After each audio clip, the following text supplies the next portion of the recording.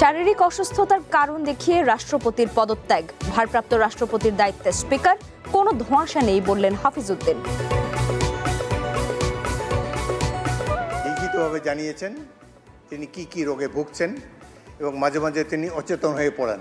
আমরা আশা করি এই পদত্যাগের ফলে সকল ধোঁয়াশা পরিষ্কার হলো। শেখ হাসিনার সাথে টেলিফোন আলাপের খবর ভিত্তিহীন, কোনো চাপ নয়, অসুস্থতার কারণেই পদত্যাগ, চ্যানেল ওয়ানকে বললেন শাহাবুদ্দিন। অভিশংসন না করে রাষ্ট্রপতিকে পদত্যাগের সুযোগ দিয়েছে বিএনপি। গ্রেপ্তারের পর ট্রাইব্যুনালে সোপর্দের দাবি এনসিপির।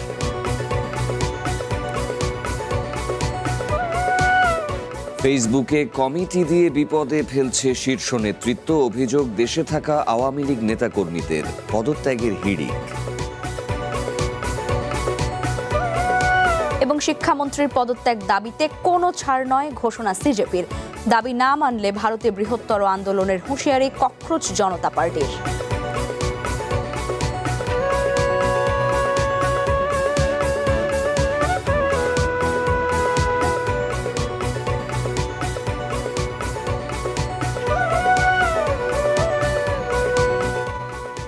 রাতের বুলেটিনে স্বাগত, সাথে আছি সাফাত বিন ফরিদ এবং আমি লাইবা জান্নাত। এতক্ষণ শুনছিলেন শিরোনাম, এবারে জানাবো পুরো খবর। জল্পনা কল্পনার অবসান ঘটিয়ে মেয়াদ শেষ হওয়ার 2.25 বছর আগেই পদত্যাগ করলেন রাষ্ট্রপতি মোহাম্মদ শাহাবুদ্দিন। বিকেলে জাতীয় সংসদের স্পিকারের কাছে তিনি পদত্যাগপত্র পাঠান। চিঠিতে তিনি শারীরিক অসুস্থতার কথা উল্লেখ করেছেন। এ বিষয়ে সংসদ সচিবালয় সংবাদ সম্মেলনে স্পিকার হাফিজউদ্দিন আহমেদ জানিয়েছেন, তিনি রাষ্ট্রপতির পদত্যাগপত্র গ্রহণ করেছেন এবং সংবিধান অনুযায়ী ভারপ্রাপ্ত রাষ্ট্রপতির দায়িত্ব নিজেই নিয়েছেন। দুদিন ধরে গুঞ্জনের ডালপালা মেলছিল, রাষ্ট্রপতি পদ থেকে সত্যি সত্যি সরে দাঁড়াচ্ছেন মোহাম্মদ শাহাবুদ্দিন। কিন্তু কবে কখন সেই পদত্যাগ, তার কোনো উত্তর মিলছিল না। শুক্রবার সকাল গড়িয়ে দুপুর, সফর সংক্ষিপ্ত করে স্পিকার যখন ঢাকা বিমানবন্দরে নামলেন, ততক্ষণে নিশ্চিত হয়ে গেছে আওয়ামী লীগ আমলে নিয়োগ পাওয়া রাষ্ট্রপতি মোহাম্মদ শাহাবুদ্দিনের ভাগ্য। বঙ্গভবন এলাকা যখন শুনশান, তখন সংসদ ভবনে তৈরি হচ্ছিল দেশের সর্বোচ্চ সাংবিধানিক পদের নতুন চিত্রনাট্য। বিকেল 4টা নাগাদ নিশ্চিত খবর আসে পদত্যাগ করছেন রাষ্ট্রপতি। 1 পৃষ্ঠার লিখিত পদত্যাগপত্র, 3.25 বছরের দায়িত্বের অবসান, যেখানে পদত্যাগের কারণ হিসেবে শারীরিক ও মানসিক নানা সমস্যার কথা উল্লেখ করেছেন শাহাবুদ্দিন।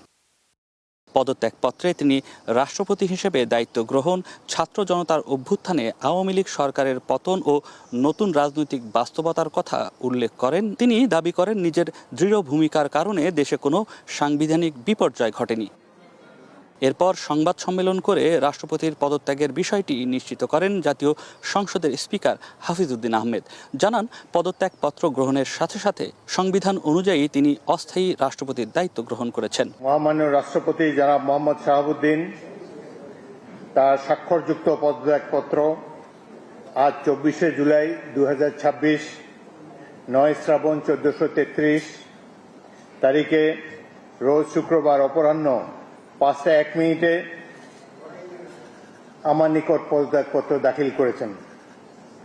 ফলশ্রুতিতে সংবিধানের 54 অনুচ্ছেদ অনুযায়ী আমি রাষ্ট্রপতির দায়িত্ব গ্রহণ করেছি।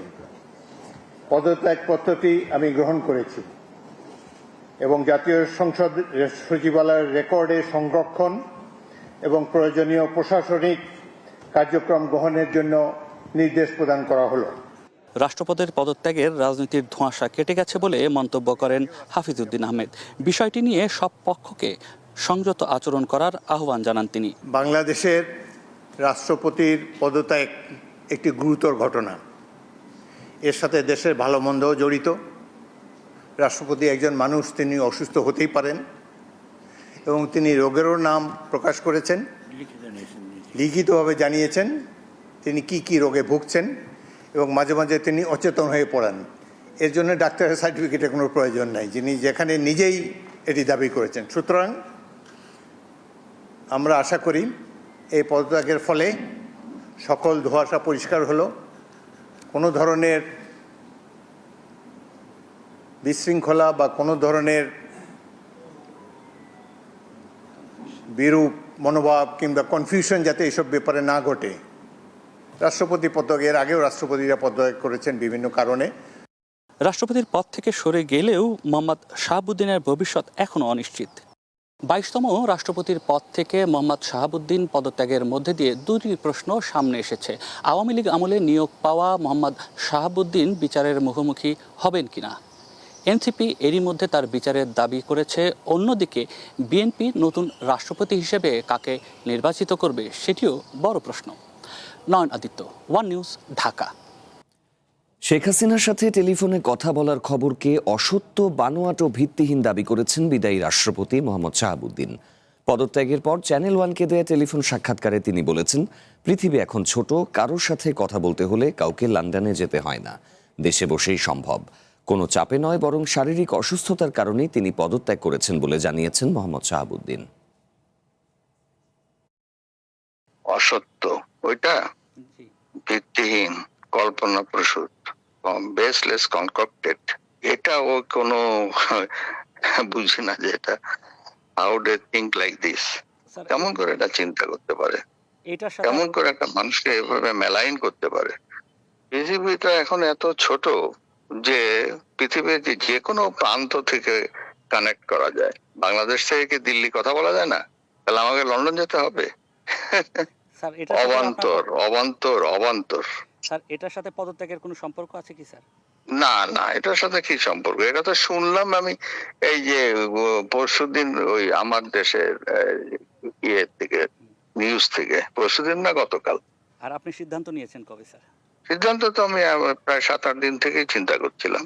আছি মোটামুটি, ভালো না, জি, শারীরিকভাবে অসুস্থ। পদত্যাগ যেটি পত্র জমা দিয়েছেন আমরা দেখেছি, সেখানে আপনি শারীরিক অসুস্থতার কথা উল্লেখ করেছেন। এখন পরবর্তী পরিকল্পনা কি স্যার আপনার? আর কারণটা কি শারীরিকই ছিল? পরবর্তী পরিকল্পনা চিকিৎসা করা, উন্নত চিকিৎসা করা দেশে এবং বিদেশে, প্রথমে এইটা। আর স্যার, এটি কি শারীরিক কারণেই পদত্যাগ করলেন স্যার, না পলিটিক্যাল কোনো? অবশ্যই অবশ্যই অবশ্যই শারীরিক কারণেই। এনসিপির পক্ষ থেকে বলা হচ্ছে যে আপনার বিচারের দাবিতে আপনার জুলাই আন্দোলন। দূর, এগুলা বাদ দেন, এগুলা কথা দিই না। এগুলা চিন্তা করে কি লাভ বলেন? ওটা তো বলতেই থাকবে। আজকে কে বলছে নাকি? এটা তো আমার পার্লামেন্টে যেদিন ভাষণ দিছে ওই দিনও বলছে, এবং 5ই আগস্টের পর থেকেই বলছে। আবার আমার হাত দিয়ে শপথ নিছে, আমি নিয়োগ দিছি, আমি উপদেষ্টা বানাইছি। তারপরে উপদেষ্টার পরে তার 1 মাস 1.5 মাস পরে এসে আমার সঙ্গে দেখা করে গেছে, আমার প্রশংসা করে গেছে। এখন বললে কি করব? কারো মুক্ত বন্ধ করা যায় না। বা কিসের বিচার করবে? কিসের বিচার করবে? আর্টিকেল 51 অফ দি কনস্টিটিউশনে পড়ে যায়, দেখুক। স্যার, আপনি বলছিলেন চিকিৎসার জন্য দেশে এবং দেশের বাইরে, এর মধ্যে দেশের বাইরে যাওয়ার পরিকল্পনা আছে কি স্যার? আছে, একটু মাথাটা একটু সুস্থতা আসুক, 10-12 দিন দেখা যাক। জি স্যার, থ্যাংক ইউ স্যার। বিদায়ী রাষ্ট্রপতি মোহাম্মদ শাহাবুদ্দিনকে গ্রেপ্তার ও বিচারের দাবি জানিয়েছে জাতীয় নাগরিক পার্টি এনসিপি। রাতে বাংলা মোটরে এনসিপির কার্যালয়ে সংবাদ সম্মেলনে দলের সদস্য সচিব আখতার হোসেন বলেন, ব্যাংক দখল সহ নানা অপরাধের কুশীলব শাহাবুদ্দিন। তাকে সংসদে অভিশংসন না করে পদত্যাগের সুযোগ দিয়েছে বিএনপি। তাকে গ্রেপ্তার করে আন্তর্জাতিক অপরাধ ট্রাইব্যুনালে সোপর্দ করার দাবি জানায় এনসিপি। এ সময় আখতার হোসেন আরও বলেছেন, রাষ্ট্রপতি তার পদত্যাগপত্রে এমনভাবে অসুস্থতার কথা লিখেছেন যাতে তাকে সেফ এক্সিট দেয়া যায়।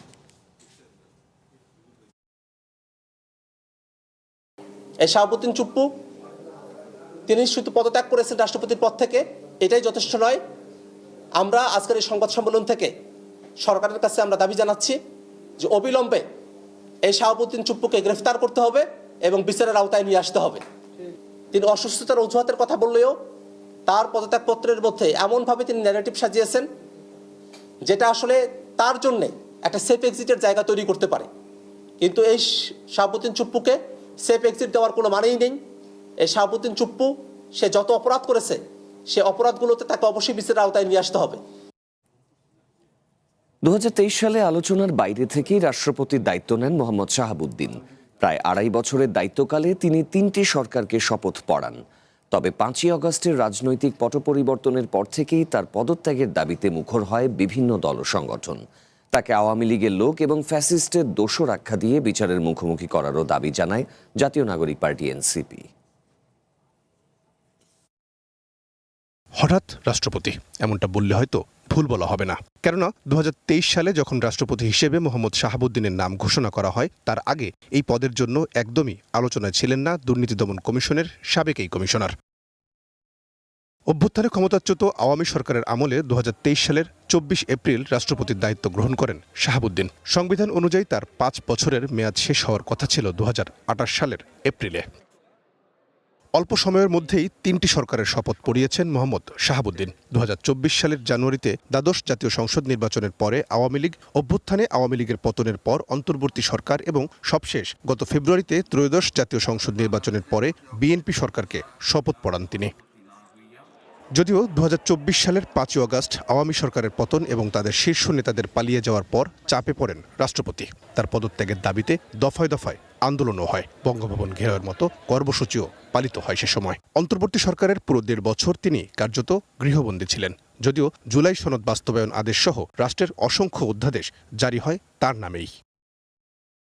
ক্ষমতায় আসার পর রাষ্ট্রপতির পদ থেকে শাহাবুদ্দিনকে সরিয়ে দেওয়ার চাপ তৈরি হয় বিএনপির ওপর, যদিও এ বিষয়ে দলটি বরাবরই নীরব থাকে। অন্যদিকে বেশ কয়েকটি জাতীয় অনুষ্ঠানে অংশ নেন রাষ্ট্রপতি শাহাবুদ্দিন। যদিও গত 12 মার্চ ত্রয়োদশ সংসদের যাত্রা শুরুর দিন সংসদে ভাষণ দেওয়ার সময় বিরোধী দলের তোপের মুখে পড়েন রাষ্ট্রপতি। তাকে ফ্যাসিস্টের দোষর আখ্যা দিয়ে সংসদ থেকে ওয়াকআউট করেন বিরোধী দলের সংসদ সদস্যরা। সম্প্রতি আবারও রাষ্ট্রপতির পদত্যাগের গুঞ্জন শুরু হয়। বিশেষ করে সোশ্যাল মিডিয়ায় অভিযোগ ওঠে লন্ডনে চিকিৎসাধীন থাকা অবস্থায় তিনি শেখ হাসিনার সাথে টেলিফোনে কথা বলেছেন, যদিও বিষয়টিকে উড়িয়ে দেন শাহাবুদ্দিন। বৃহস্পতিবার দিনভর গুঞ্জন চলে, শুক্র শনিবারের মধ্যেই পদত্যাগ করতে পারেন রাষ্ট্রপতি। বঙ্গভবনের একাধিক সূত্র বিষয়টি নিশ্চিত করে। আর এই তথ্যের পালে হাওয়া দেয় থাইল্যান্ডে সফর সংক্ষিপ্ত করে স্পিকারের দেশে ফেরার ঘটনা। সব জল্পনা কল্পনার অবসান ঘটিয়ে শুক্রবার বিকালে স্পিকারের কাছে পদত্যাগপত্র পাঠান রাষ্ট্রপতি। সংবিধানের 54 অনুচ্ছেদে বলা হয়েছে, রাষ্ট্রপতির পদ শূন্য হলে কিংবা অনুপস্থিতি বা অসুস্থতা বা অন্য কোনো কারণে তিনি দায়িত্ব পালনে অসমর্থ হলে নতুন রাষ্ট্রপতি নির্বাচিত না হওয়া পর্যন্ত স্পিকারই ভারপ্রাপ্ত রাষ্ট্রপতির দায়িত্ব পালন করবেন। অর্থাৎ পরবর্তী সংসদ অধিবেশনে নতুন রাষ্ট্রপতি নির্বাচিত না হওয়া পর্যন্ত ভারপ্রাপ্ত রাষ্ট্রপতি হিসেবে দায়িত্ব পালন করবেন স্পিকার হাফিজউদ্দিন আহমদ। রহিম রুবন, ওয়ান নিউজ, ঢাকা। রাষ্ট্রপতি মোহাম্মদ শাহাবুদ্দিনের পদত্যাগের ফলে শেখ হাসিনা আরও একা হয়ে পড়লেন, এমন শিরোনাম করেছে সাউথ চায়না মর্নিং পোস্ট। বাংলাদেশের রাষ্ট্রপতির পদত্যাগের খবর গুরুত্বের সাথে প্রকাশ করেছে বিশ্বের শীর্ষ গণমাধ্যমগুলো। বিবিসি, রয়টার্স থেকে শুরু করে ভারতীয় প্রায় সব গণমাধ্যমে ঠাঁই পেয়েছে এই খবর, যেখানে রাষ্ট্রপতির পদত্যাগের সঙ্গে শেখ হাসিনার ফিরে আসার ঘোষণাকেও যুক্ত করা হয়েছে। বাংলাদেশের রাষ্ট্রপতির পদত্যাগের খবর দেশের গণ্ডি পেরিয়ে এখন আন্তর্জাতিক গণমাধ্যমের শিরোনাম। বিবিসি শাহাবুদ্দিনের সাথে শেখ হাসিনার সংশ্লিষ্টতার বিষয়টি তুলে ধরেছে। তাদের শিরোনাম, শেখ হাসিনার মিত্র বাংলাদেশের রাষ্ট্রপতির পদ থেকে পদত্যাগ করেছেন। প্রতিবেদনে বলা হয়, শেখ হাসিনা প্রশাসনের শীর্ষ কর্মকর্তাদের পর এবার বিদায় নিলেন রাষ্ট্রপতিও। হংকং ভিত্তিক চায়না মালিকানাধীন সাউথ চায়না মর্নিং পোস্ট রাষ্ট্রপতির পদত্যাগের সাথে শেখ হাসিনার নির্বাসন থেকে দেশে ফেরার ঘোষণাকে যুক্ত করেছে। তাদের খবরে বলা হয়, নির্বাসন থেকে ফেরার আগে বাংলাদেশের রাষ্ট্রপতির পদত্যাগে হাসিনা আরও কোণঠাসা আর একা হয়ে পড়লেন। বার্তা সংস্থা রয়টার্স তাদের শিরোনামে লিখেছে, বাংলাদেশের প্রেসিডেন্ট শাহাবুদ্দিনের পদত্যাগ। আল জাজিরাও বলছে, বাংলাদেশের প্রেসিডেন্টের পদত্যাগে শেখ হাসিনার আর কোনো মিত্র রইল না। ভারতের নিউজ 80-র খবর, বাংলাদেশের রাষ্ট্রপতি মোহাম্মদ শাহাবুদ্দিন শেখ হাসিনার কাছের লোক, স্বাস্থ্যগত কারণ দেখিয়ে পদত্যাগ করেছেন। নিউ ইয়র্ক টাইমস তাদের খবরে বলছে, শেখ হাসিনার ফেরার অনিশ্চয়তার মধ্যেই পদত্যাগ করলেন বাংলাদেশের রাষ্ট্রপতি। Masud Rana, one international desk. বিদেশে বসে দলের নেতারা কমিটি করছেন, আর দেশে যারা আছেন তারা সেই কমিটি থেকে পদত্যাগ করছেন। কার্যক্রম নিষিদ্ধ আওয়ামী লীগের বর্তমান অবস্থা এমনটাই। বেশ কিছুদিন ধরে দেশব্যাপী বিভিন্ন জেলা ও থানা কমিটি ফেসবুকে ঘোষণা দেওয়ার পর ফেসবুকে স্ট্যাটাস দিয়ে পদত্যাগ করছেন দেশে থাকা নেতাকর্মীরা। তাদের দাবি, কোনো ধরনের যোগাযোগ ও আলোচনা ছাড়াই বিদেশে বসে শীর্ষ নেতারা এই কমিটি দিয়ে তাদেরকে বিপদে ফেলছেন।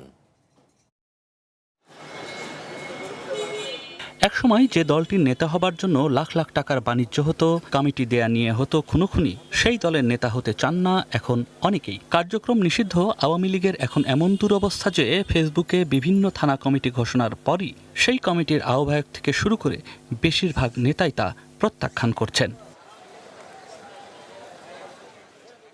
ভারতে থাকা দলটির সভাপতি শেখ হাসিনা ডিসেম্বরের মধ্যেই দেশে ফেরার ঘোষণা দিয়েছেন। এরপর থেকেই বিভিন্ন জেলা, থানা, বিশ্ববিদ্যালয়ের আওয়ামী লীগ, ছাত্রলীগ সহ অঙ্গ ও সহযোগী সংগঠনগুলোর কমিটি ঘোষণা শুরু করেছে দলটি। এই কার্যক্রম মূলত চালানো হচ্ছে ভারত থেকে, আর কমিটির তালিকা প্রকাশ করা হচ্ছে সামাজিক মাধ্যমে। যেসব কমিটির অনেকেই তাদের নাম প্রত্যাহার বা পদত্যাগ করেছেন। সামাজিক মাধ্যমে এমন কমিটির ঘোষণায় বিরূপ মন্তব্য করেছেন দলটির নেতারা, বিশেষ করে যারা দেশে অবস্থান করছেন। অনেকেই বলছেন পরামর্শ না করে কমিটিতে নাম দেয়া হয়েছে। সম্প্রতি আওয়ামী লীগ নেতা জাহাঙ্গীর কবির নানকের এলাকা শেরেবাংলা নগর থানা আওয়ামী লীগের আহ্বায়ক কমিটি ঘোষণা করা হয় দলটির ভেরিফাইড বিভিন্ন সামাজিক মাধ্যমে। ওই কমিটির ভারপ্রাপ্ত আহ্বায়ক হিসেবে গাজী মান্নানের নাম ঘোষণা করা হয়। এর প্রতিবাদ করে পদত্যাগপত্র সামাজিক মাধ্যমেই ছড়িয়ে দেন তিনি, যেখানে নিজের শারীরিক সমস্যার কথা উল্লেখ করে বলেন, আমার সঙ্গে কোনো ধরনের যোগাযোগ বা পরামর্শ না করেই এবং আমার পূর্বানুমতি ব্যতি রেখে উক্ত কমিটিতে আমার নাম অন্তর্ভুক্ত করা হয়েছে, যা অনাকাঙ্ক্ষিত এবং আমার সম্মতির পরিপন্থী।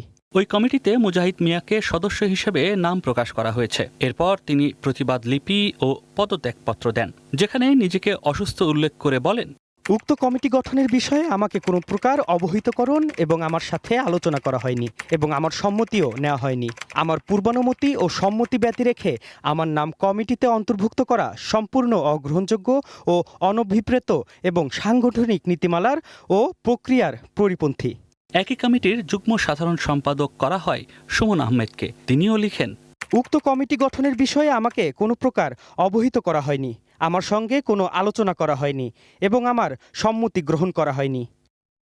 একইভাবে ওই কমিটির যুগ্ম আহ্বায়ক মোহাম্মদ আলী জানান, কারো উপর রাগ বা অভিমান না রেখে সংগঠনের প্রতি পূর্ণ সম্মান রেখে আমি স্বেচ্ছায় এই নবগঠিত কমিটি থেকে অব্যাহতি বা পদত্যাগ করছি।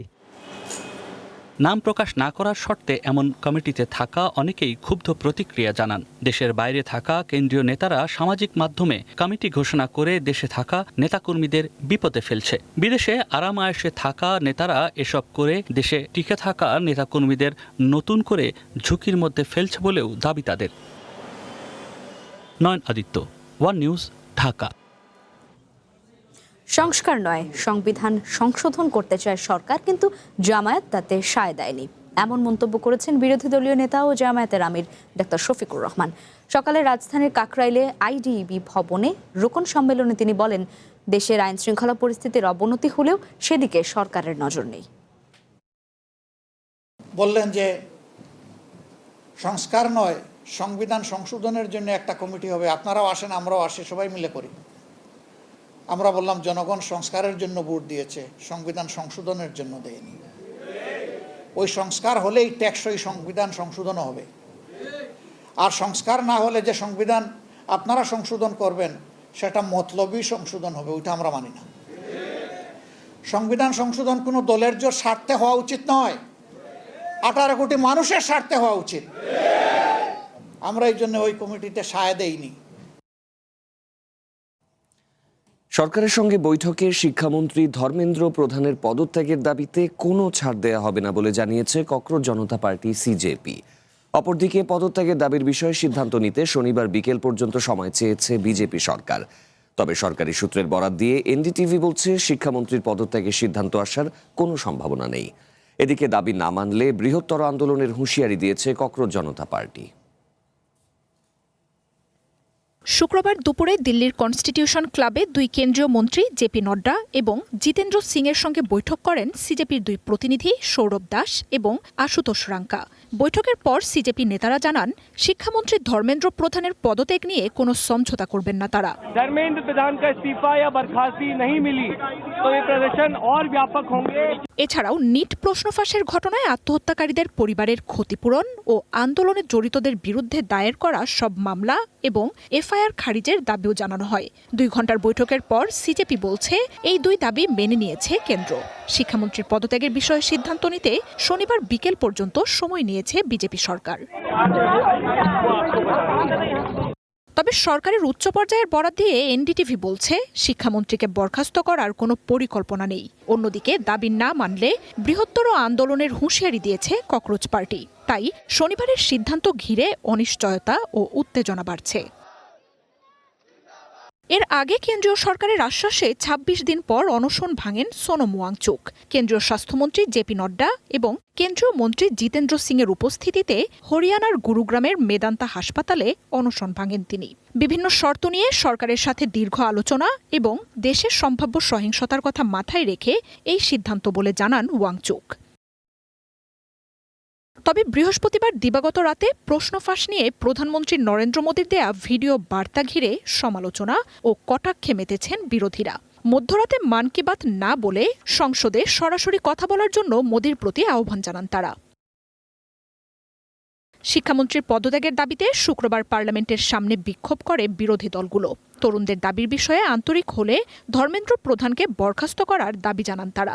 সংসদে এই ইস্যুতে বক্তব্য দিতে গেলে অধিবেশন মুলতবি করেন স্পিকার। এতে বিরোধীদের মধ্যে তীব্র ক্ষোভ দেখা দেয়। এদিকে সিজেপির আন্দোলন ঘিরে নিরাপত্তার শঙ্কায় থমকে গেছে রাজধানী দিল্লি। বন্ধ রয়েছে মেট্রো স্টেশন সহ গুরুত্বপূর্ণ অনেক স্থাপনা। দিল্লি পুলিশের সব ছুটি বাতিলের পাশাপাশি শহর জুড়ে নিরাপত্তা বাহিনীর বিপুল সংখ্যক সদস্য মোতায়েন করা হয়েছে। মার্জিয়া উপমা, ওয়ান ইন্টারন্যাশনাল ডেস্ক।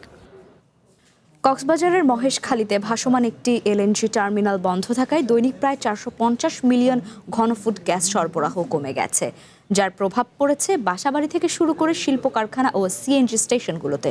ব্যবসায়ী ও সিএনজি ফিলিং স্টেশন কর্তৃপক্ষের দাবি, এমনিতেই গ্যাসের চাপ নেই, তার উপর এই ঘটনায় ভোগান্তি বেড়েছে কয়েক গুণ, ব্যাহত হচ্ছে উৎপাদনও। সংকট কাটাতে দ্রুত সময়ের মধ্যে আরও একটি এলএনজি টার্মিনাল নির্মাণের পরামর্শ জ্বালানি বিশেষজ্ঞদের। দেশে স্বাভাবিক সময়ে দৈনিক গ্যাসের সরবরাহ প্রায় ২৫০০ থেকে ২৮০০ মিলিয়ন ঘনফুট। তবে মঙ্গলবার কক্সবাজারের মহেশখালীতে ভাসমান একটি এলএনজি টার্মিনালে কারিগরি ত্রুটির কারণে জাতীয় গ্রেডে দৈনিক প্রায় ৪৫০ মিলিয়ন ঘনফুট গ্যাস সরবরাহ কমে গেছে, যার সরাসরি প্রভাব পড়ছে ফিলিং স্টেশন ও শিল্পের উৎপাদনে। শিল্প মালিকরা বলছেন, শিল্প খাতে যেখানে গ্যাসের চাপ অন্তত 15 PSI প্রয়োজন, সেখানে বিভিন্ন শিল্পাঞ্চলে এই চাপ নেমে এসেছে শূন্যের ঘরে। এতে উৎপাদন ব্যাহত হওয়ার পাশাপাশি উদ্বেগ তৈরি হয়েছে রপ্তানিমুখী শিল্প খাতে। রূপগঞ্জ, নারায়ণগঞ্জ জোনে যেগুলো ফ্যাক্টরি আছে সেখানে আসলে বর্তমানে 1 PSIও আমরা গ্যাস পাচ্ছি না। আপনারা জানেন যে স্পিনিং মিলগুলো বা ডাইং মিলগুলো কিন্তু নিরবিচ্ছিন্ন পাওয়ারের দরকার পড়ে, কারণ একটা বেস যদি আমরা প্রোডাকশনে যাই, যদি পাওয়ার চলে যায় তাহলে কিন্তু ওই বেসটাই নষ্ট হয়ে যায়। আমাদের ওয়েস্টেজ প্রায় 25% হয়ে যায়। সেই ক্ষেত্রে ওই ধরনের ফ্যাক্টরিগুলো বেশি সমস্যা ফেস করতেছি। এদিকে রাজধানীসহ বিভিন্ন সিএনজি স্টেশনগুলোতে গ্যাসের চাপ অর্ধেকেরও নিচে নেমে গেছে বলে দাবি করেছেন বাংলাদেশ পেট্রোল পাম্প ওনার্স অ্যাসোসিয়েশনের সভাপতি মোহাম্মদ নাজমুল হক। গ্রাহক সেবা নিশ্চিতে দ্রুত সময়ের মধ্যে সংকট সমাধান চান তারা। লাইনে গ্যাসের প্রেশারটা কম, যেটুকু প্রেশার আছে সেটুকু তো আমরা সব কাস্টমারকে দিতে পারছি না, কারণ কাস্টমারের গাড়ির যে সিলিন্ডার, সেই সিলিন্ডারের প্রেশার যদি 110-20 থাকে তাহলে আমার ওটা তো ঢুকবে না। আমার ওটা 70-80 প্রেশার থাকে, তাহলে ওনার গাড়ি দেখে এক্সট্রা ঢুকবে কেমন? ঢুকতে পারবে না। জ্বালানি বিশেষজ্ঞরা বলছেন, যেখানে দেশের মোট চাহিদার বড় একটি অংশ আমদানিকৃত এলএনজি থেকে মেটানো হয়, সেখানে মাত্র 2টি এলএনজি টার্মিনাল যথেষ্ট নয়। আরও একটি টার্মিনাল দ্রুত সময়ের মধ্যে নির্মাণের পরামর্শ দেন এই জ্বালানি বিশেষজ্ঞ। আমার ডিমান্ড হচ্ছে 4000, আর আমার আছে হচ্ছে 2600-2700। তা আমি তো এমনি বিপদে। তো এর মধ্যে যদি একটা ওই 2700 যেটা দিচ্ছি, ওটার মধ্যে যদি কোনো অসুবিধা হয়, ওখানে যদি কিছু বিকল হয়, তাহলে তো সাংঘাতিক খারাপ অবস্থা। আমাদের অ্যাটলিস্ট এই মুহূর্তে আরেকটা FSRU দরকার ছিল। সো ওইটা থাকলে এই ইম্প্যাক্টটা আমাদের অত হতো না। তো এইরকম অবস্থায় আমাদের এই থার্ড FSRU একদম এসেনশিয়াল হয়ে গেছে। এদিকে কক্সবাজারের মহেশখালীতে বন্ধ থাকা এলএনজি টার্মিনালটির মেরামত কাজ চলছে।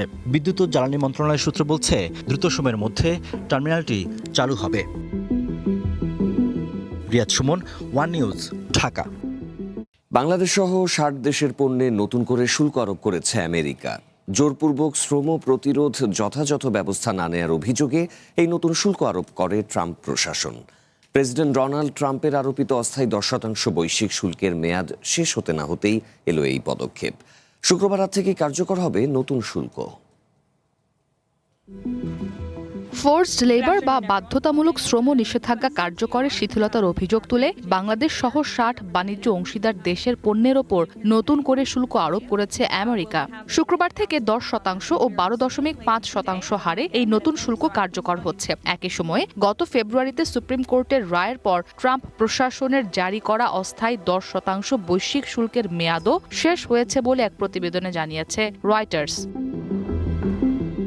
হোয়াইট হাউসের এই পদক্ষেপকে প্রেসিডেন্ট ডোনাল্ড ট্রাম্পের নির্বাচনী প্রচারণায় ঘোষিত বৈশ্বিক শুল্ক ব্যবস্থা পুনঃপ্রতিষ্ঠার সর্বশেষ উদ্যোগ হিসেবে দেখা হচ্ছে। গত বছর জাতীয় জরুরি ক্ষমতা আইনের অধীনে বাণিজ্য ঘাটতি কমানোর লক্ষ্যে ট্রাম্প যে 10 থেকে 50% পর্যন্ত রেসিপ্রোকাল শুল্ক আরোপ করেছিলেন, চলতি বছরের ফেব্রুয়ারিতে আমেরিকার সুপ্রিম কোর্ট তা বাতিল করে দেন। বৃহস্পতিবার ফেডারেল রেজিস্টারে প্রকাশিত এক নোটিশে নতুন শুল্কের ঘোষণা দেওয়া হয়। এতে বলা হয়েছে নতুন শুল্ক আমেরিকার মোট আমদানির প্রায় 99.4% ওপর প্রযোজ্য হবে। তবে তেল, গ্যাস, সার, কিছু খাদ্যপণ্য সহ বেশ কয়েকটি পণ্য এই শুল্কের বাইরে থাকবে।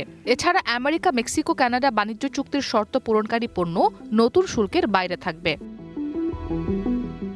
এই শুল্ক 1974 সালের ট্রেড অ্যাক্টের 301 ধারা অনুযায়ী আরোপ করা হয়েছে। এর আগে গত ফেব্রুয়ারিতে সুপ্রিম কোর্ট ট্রাম্পের ঘোষিত রেসিপ্রোকাল ট্যারিফ বাতিলের পর প্রশাসন 150 দিনের জন্য অস্থায়ী 10% শুল্ক চালু করে। সেই মেয়াদ শেষ হওয়ার সঙ্গে সঙ্গেই নতুন শুল্ক কার্যকর হচ্ছে। তবে আগেই আমদানি রপ্তানি নিশ্চিত হওয়া যেসব পণ্য 28 জুলাই রাত 12টা 1 মিনিট পর্যন্ত পরিবহন করা হবে, সেগুলো নতুন শুল্কের আওতায় পড়বে না। চূড়ান্ত সিদ্ধান্ত অনুযায়ী Argentina, Bangladesh, Bharat, Pakistan, Sri Lanka, Malaysia, Indonesia, Britain, Canada সহ 17টি দেশের পণ্যের ওপর 10% শুল্ক আরোপ করা হয়েছে। European Union, Taiwan, Japan, South Korea ও সুইজারল্যান্ডের ক্ষেত্রে পণ্যে বিদ্যমান শুল্কের সঙ্গে মিলিয়ে মোট শুল্ক হার হবে 10 বা 12.5%। আর চায়না সহ আরও 38টি দেশের পণ্যে 12.5% শুল্ক নির্ধারণ করা হয়েছে। ইসরাত মুক্তি, ওয়ান ইন্টারন্যাশনাল ডেস্ক। যুক্তরাষ্ট্র বাংলাদেশ সহ 60টি দেশের ওপর নতুন করে শুল্ক আরোপ করলেও বাস্তবে পরিস্থিতির কোনো পরিবর্তন ঘটেনি বলে জানিয়েছেন বাণিজ্যমন্ত্রী খন্দকার আব্দুল মুক্তাদির। সিলেটের চা শ্রমিকদের স্বাস্থ্যসেবা ক্যাম্প উদ্বোধন শেষে সাংবাদিকদের সাথে আলাপকালে এই কথা জানান তিনি। বাণিজ্যমন্ত্রী বলেন, যুক্তরাষ্ট্রের আগের নীতি অনুযায়ী মেয়াদ শেষ হওয়ায় নতুন নামে পুরনো হারেই শুল্ক বহাল থাকবে। ফলে এটি নতুন হলেও বাস্তবিক প্রভাব একই থাকবে। এদিকে বিশ্ববাজারে দাম বাড়লেও দেশে আপাতত জ্বালানি তেলের দাম বাড়ানোর কোনো চিন্তাভাবনা সরকারের নেই বলেও স্পষ্ট জানান তিনি।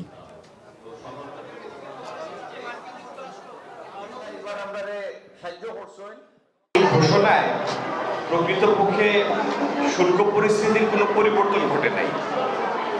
এর আগে যেটা শুল্ক ধার্য করেছিল মার্কিন যুক্তরাষ্ট্র, সেটির তাদের আইন অনুসারে এটি 150 দিনের মাথায় উত্তীর্ণ হয়ে যায়।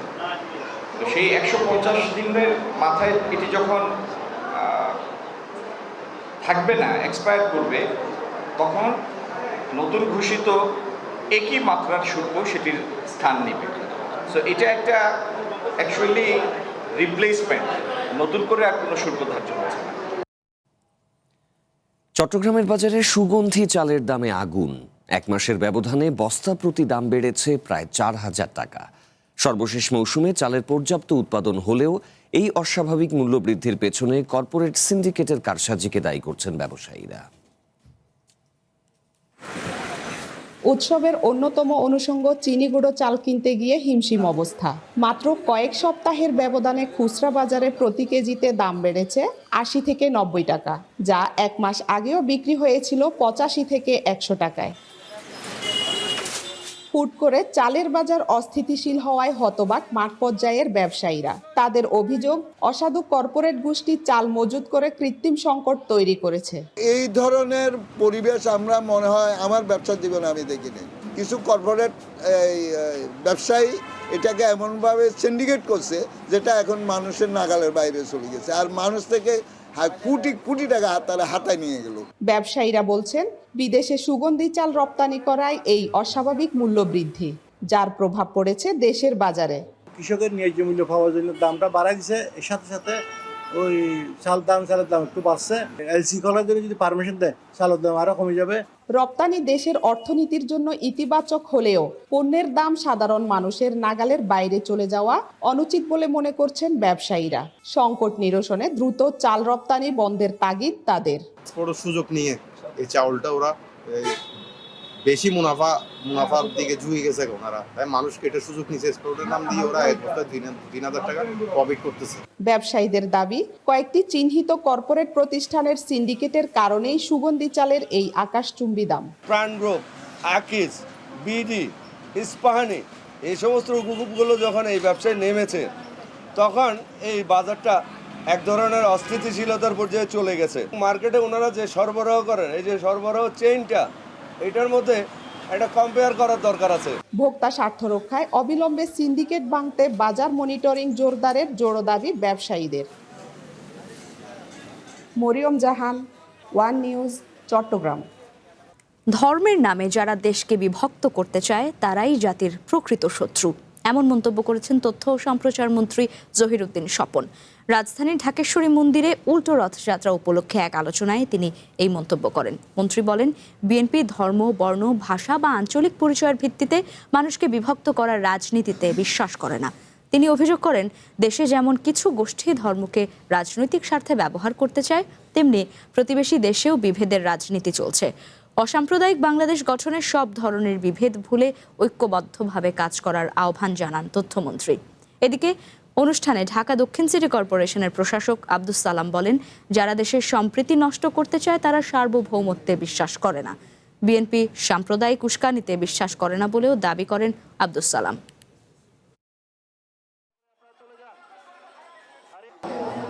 বাংলাদেশ সকল সম্প্রদায়ের দেশ, কেউ সাম্প্রদায়িক সম্প্রীতি যারা নষ্ট করতে চায় তারা বাংলাদেশের সার্বভৌমত্বে বিশ্বাস করে না। যারা এই বিভক্তির কথা বলবে ধর্মের নামে, রাজনীতির নামে, তারা জাতির শত্রু, তারা ধর্মের শত্রু, তারা ঈশ্বরের শত্রু। মানুষের ধর্ম বিশ্বাসকে পুঁজি করে সমাজকে বিভক্ত করা, মানব প্রেমকে বিভক্ত করা, রাষ্ট্রকে বিভক্ত করা এবং সেই বিভক্ত সমাজে গণতন্ত্রের নামে, নির্বাচনের নামে একটা ফয়দা লুটার চেষ্টা করা হয়। বাংলাদেশ কৃষি বিশ্ববিদ্যালয়ের 2 হলের শিক্ষার্থীদের মধ্যে দফায় দফায় সংঘর্ষ, ধাওয়া পাল্টা ধাওয়া ও ইটপাটকেল নিক্ষেপের ঘটনা ঘটেছে। এতে আহত হয়েছেন অন্তত 13 জন। নারী ঘটিত বিরোধকে কেন্দ্র করে বৃহস্পতিবার রাতে আশরাফুল হক হল ও শহীদ শামসুল হক হলের শিক্ষার্থীদের মধ্যে উত্তেজনা ছড়িয়ে পড়ে। এক পর্যায়ে শহীদ শামসুল হক হলের শিক্ষার্থীরা আশরাফুল হক হলে গিয়ে ইটপাটকেল নিক্ষেপ ও ভাঙচুর চালায়। এতে আহত হন 9 জন শিক্ষার্থী। এই ঘটনার জেরে শুক্রবার দুপুরে আব্দুল জব্বার মোড় এলাকায় এক শিক্ষার্থীকে মারধরের পর আবারও সংঘর্ষে জড়ায় দুই পক্ষ।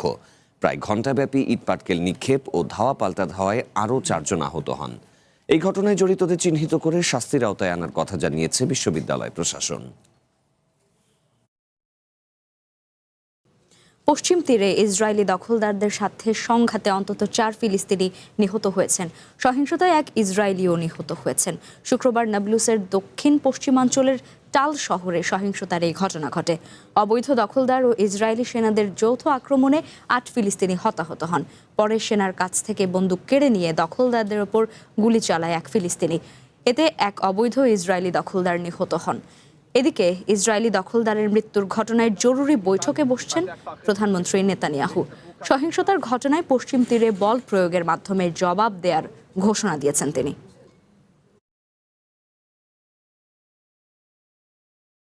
ইউরোপ জুড়ে ভয়াবহ রূপ নিয়েছে দাবানল। তীব্র তাপপ্রবাহ ও শুষ্ক আবহাওয়ার কারণে পড়ছে স্পেন, ফ্রান্স ও ইতালির বিস্তীর্ণ জনপদ ও বনভূমি। পরিস্থিতির মারাত্মক অবনতি হওয়ায় স্পেনের মাদ্রিদ ও আভিলা প্রদেশে জারি করা হয়েছে জাতীয় জরুরি অবস্থা। এদিকে ফ্রান্সে ঘরবাড়ি ছাড়তে বাধ্য হয়েছেন প্রায় 20,000-এর মতো মানুষ। রেকর্ড তাপমাত্রা ও দমকা হাওয়ায় স্পেনের বিস্তীর্ণ অঞ্চলে দাবানল পরিস্থিতি ভয়াবহ রূপ নিয়েছে।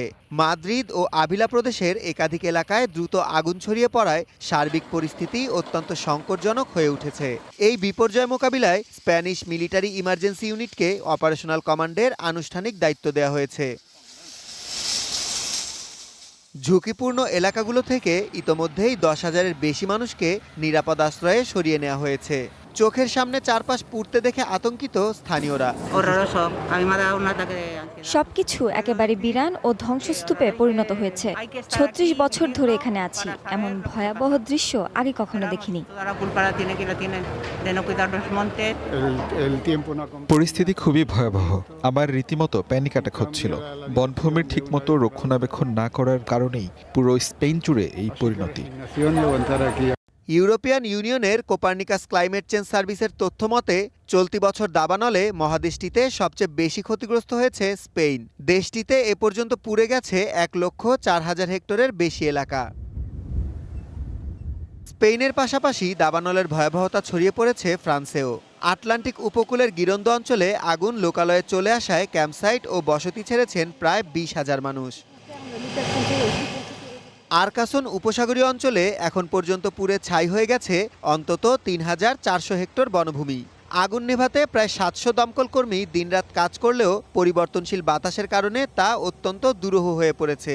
এর আগে বোর্দো বিমানবন্দরের কাছে আগুন নেভাতে গিয়ে প্রাণ হারান 2 কর্মী। দাবানলের থাবা থেকে রেহাই মেলেনি ইতালিরও। সিসিলি দ্বীপের সান কাতালদো এলাকায় দাবানল নেভানোর সময় দায়িত্ব পালনরত অবস্থায় প্রাণ হারিয়েছেন এক দমকল কর্মী। কর্তৃপক্ষ জানিয়েছে দ্বীপটিতে 350-এর বেশি স্থানে আগুন ছড়িয়ে পড়েছে, যার মধ্যে অন্তত 10টি বড় দাবানল মানবসৃষ্ট। বিজ্ঞানীদের মতে ইউরোপ বিশ্বের সবচেয়ে দ্রুত উষ্ণায়ন হওয়া মহাদেশ এবং ভয়াবহ এই দাবানল মূলত জলবায়ু পরিবর্তনেরই ফল। সুলাইমান সবুজ, ওয়ান ইন্টারন্যাশনাল ডেস্ক। আমেরিকার 250তম প্রতিষ্ঠাবার্ষিকী উদযাপনকে কেন্দ্র করে নিউ ইয়র্কের প্রাণকেন্দ্র টাইম স্কোয়ারে আবারও ফিরিয়ে আনা হয়েছে বিশালাকার একটি হটডগের ভাস্কর্য। 65 ফুট লম্বা এই ভাস্কর্যটি দেখতে ভিড় জমাচ্ছেন পথচারী ও পর্যটক।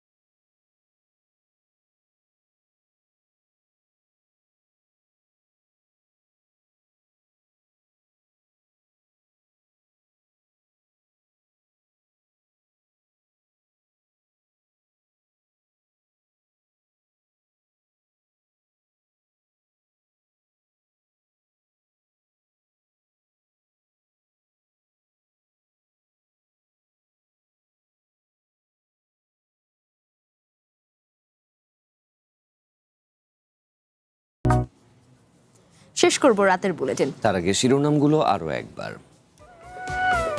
শারীরিক অসুস্থতার কারণ দেখিয়ে রাষ্ট্রপতির পদত্যাগ, ভারপ্রাপ্ত রাষ্ট্রপতির দায়িত্বে স্পিকার, কোনো ধোঁয়াশা নেই বললেন হাফিজ উদ্দিন।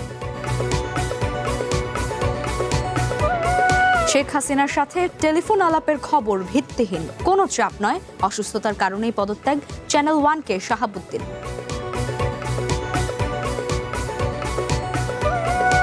অভিশংসন না করে রাষ্ট্রপতিকে পদত্যাগের সুযোগ দিয়েছে বিএনপি, গ্রেপ্তারের পর ট্রাইব্যুনালে সোপর্দের দাবি এনসিপি।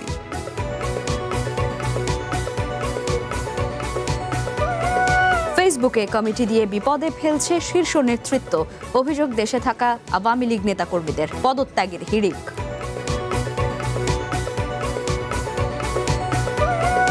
এবং শিক্ষামন্ত্রীর পদত্যাগ দাবিতে কোনো ছাড় নয় ঘোষণা সিজেপির, দাবি না মানলে ভারতে বৃহত্তর আন্দোলনের হুঁশিয়ারি ককরোচ জনতা পার্টির।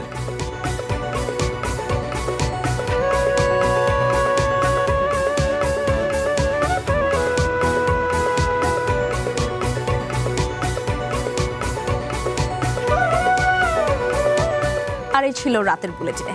চ্যানেল ওয়ানের সাথেই থাকুন, যুক্ত থাকুন আমাদের ফেসবুক পেজ, ইউটিউব চ্যানেল সহ অন্যান্য সোশ্যাল মিডিয়া লিঙ্কগুলোতে।